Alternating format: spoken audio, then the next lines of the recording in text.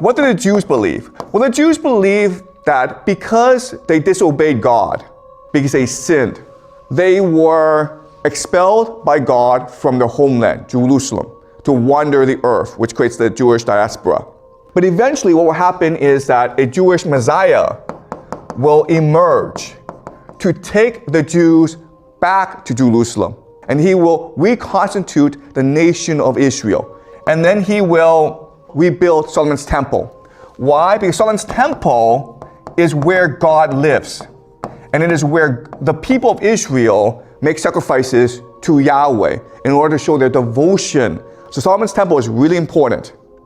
There will be something called the War of Gog and Magog, where basically the entire world unites against Israel. And the War of Gog and Magog will be led by the Antichrist, the false prophet. We don't know what Gog and Magog represent, okay? And certain Jewish scholars have interpreted Gog and Magog to represent Russia and Iran. This is important because of what's happening today. When it seems as though the enemies of Israel, when it seems that they are about to win, God will intervene and ensure that Israel wins. And this will usher in something called the Messianic age, when Israel becomes the most dominant nation on earth. So that is the Jewish eschatology. And most Jews believe this. Then you have the Frankists. And the Frankists, Sabbatine Frankists, they make important changes to this eschatology. The first important change is the Jews believe that the Messiah will come when the time is right. So most rabbis believe that the Messiah will come in the year 6000 in the Jewish calendar, which is about 200 years later, okay? So still a long time away. But the Frankists believe that the Messiah has already come, right? Sabbatai Zevi. So they believe that, first of all, the Messiah is already here, okay? Which means that the war can start. Second thing that they believe is that you don't wait for God to intervene. You can accelerate the Messianic age by sinning. And this will create more chaos. You will reveal how evil this world is. You will accelerate the collapse, okay, which will force God to intervene. And then during the Messianic age, what will happen is material pleasure. Okay? That's a Frankist interpretation of this eschatology. Then you have the Christian Zionists. What the Christian Zionists will do is they will take this Jewish eschatology but interpret it in a Christian context. They believe that, yes, all this will happen, okay? The Jews will establish their Messianic age. But this is really the Antichrist system. The Antichrist, who is the Jewish Messiah, will establish a world government that will dominate the world. And he will establish something called the Mark of the Beast. Mark of the Beast is basically digital ID. So just think of a microchip in your forehead or wherever, and so you can be tracked, you can be monitored, okay? So basically an AI surveillance system, okay? So this is what the Messianic age of the Jews will look like, but it's the Antichrist system. Eventually what will happen is that the people will rebel against Israel, and this will lead to something called the War of Gog and Magog. When it seems as though Israel is about to be defeated in the battle of Armageddon, okay? What will happen is that Jesus will return. So this is the Christian interpretation. But as you can see, what's really important is the Jews first achieve their eschatology. The Christians need to use the Jews as a tool to achieve the second coming. And what's really important is Solomon's temple. Solomon's temple is where the Al-Aqsa Mosque is right now. So in other words, for this eschatology to happen, you will need to destroy the Al-Aqsa Mosque, which is the third holiest site in the Islamic world. And this might initiate the War of Gog and Magog. Another important thing about this eschatology that's really important is you need the Jews to return to Israel. And how do you get the Jews to return to Israel? Anti-Semitism. To force the Jews to return. Okay? As you can see, this is not a nice plan. It causes a lot of death, it causes a lot of suffering, causes a lot of persecution. But both Jews and Christians believe that for the Messianic age to come, there has to be an age of tribulation. There has to be the war of Gog and Magog. The last people I want to talk about are the Freemasons. The Freemasons believe that they are of the Enlightenment. And they practice a new philosophy called deism.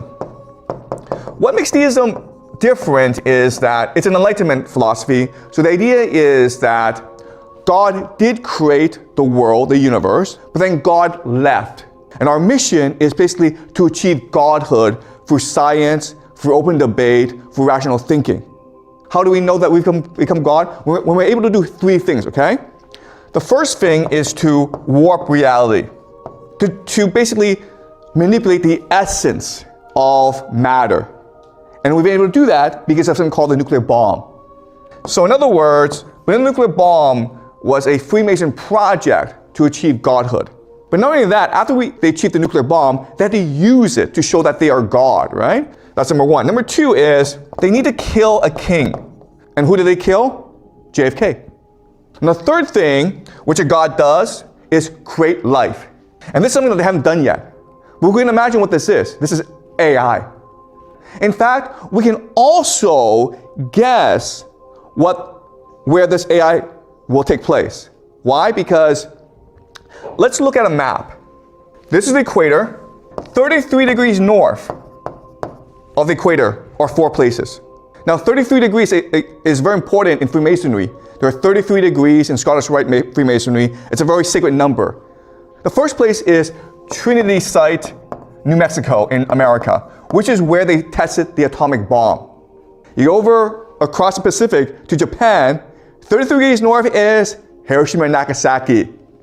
33 degrees north in America is Dallas, Texas, where they killed JFK.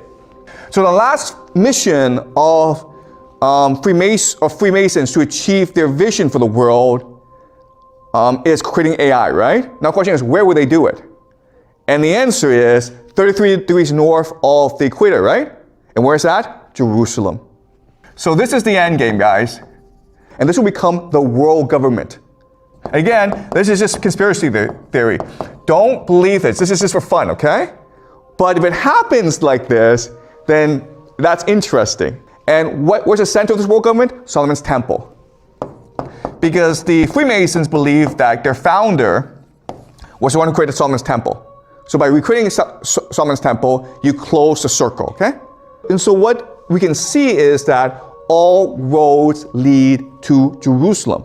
Then this helps us understand certain things about the world that otherwise don't make any sense. The first thing that doesn't make any sense is America's war on terror. Yes, I understand that America was attacked on 9/11, but why did they have to go attack Libya and Iraq? Okay, and the answer is they're trying to create something called the Greater Israel Project. Because that's important in all secret societies. Israel must become the dominant power in the Middle East, okay? That's number one. Number two is, right now, America is threatening to attack Iran. Why would they do that? Because in order for Pax Judaica to come into being, Iran must be taken out of the equation, right? The third thing is Silicon Valley and AI.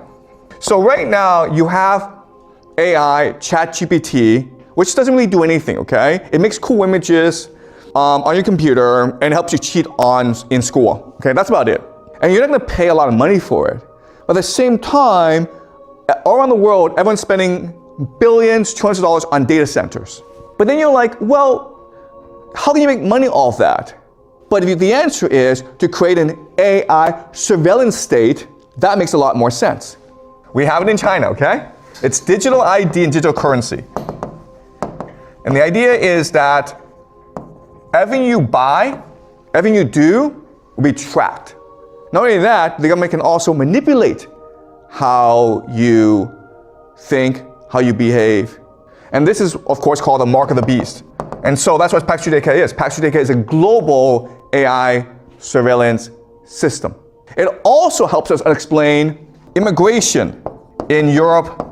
Because the war on terror, you've sent these millions of refugees from Libya, Syria, Afghanistan, Iraq into Europe, which is causing a lot of conflict in Europe. Why would that happen? Well, for Pax Judaica to come into being, you need to destroy the world. I'm not saying this is true, but I'm saying that if the goal is Pax Judaica, it does help us connect the dots. It helps us explain why things are happening the way they are. Also, the last thing is anti-Semitism, okay? So you may have noticed, if you're online, people don't like the Jews. After October 7th, you have anti-Semitism over the internet.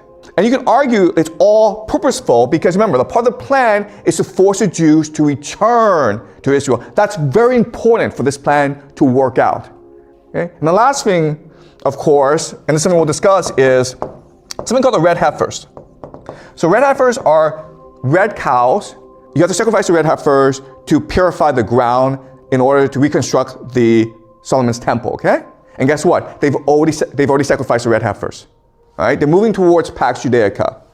So let's discuss what will happen in the short term and in the long term. So right now you have Israel fighting wars everywhere. The main enemy right now is Iran. In Europe, you have the Europeans about to go to war with Russia in Ukraine. You have China and Japan at conflict. You have India here, and you have Africa. So what's going to happen in the short term? What we know is that Europe is planning to go to war with Russia. At the same time, you have a lot of immigrants in Europe, and this is going to create civil wars in Europe. So Europe is kind of screwed, okay? America has the same situation where the left-right divide is so polarized that eventually they'll go to war, okay? So random violence will be more and more common in the United States. And you can argue that it's all deliberate because the idea is this. Let's just say you have a jar. You put red ants in a jar and black ants in a jar. They get along fine. But you take the jar and you just shake it up, and now they're at war with each other, okay? So we can expect civil war in the United States. And then what we can expect to happen is America at some point will go to war with Iran. And this will destroy both countries. Iran will not lose this war, but it won't win this war either because America is just going to bomb the crap out of Iran. But America will lose this war, but this is important because if America loses this war, it's forced out of the Middle East. And once it's forced out of the Middle East, all its military assets goes to Israel, which creates the Pax Judaica. That's the plan. And what Pax Judaica will do is start to control the world. What's going to happen is that you have these technology companies like Google, they're going to move over to Pax Judaica and build a global surveillance state. If you're going to war with Russia, you need weapons, okay? But you also need financing as well. So you can expect a lot of banks to move to Israel, and it's possible Israel becomes now the global reserve currency. And remember that Israel has the world's best intelligence agency, the Mossad. And what they can do is go around the world and create as much chaos as possible. So while the world is burning, Israel, Pax Judaica, is profiting. And that's what the future looks like.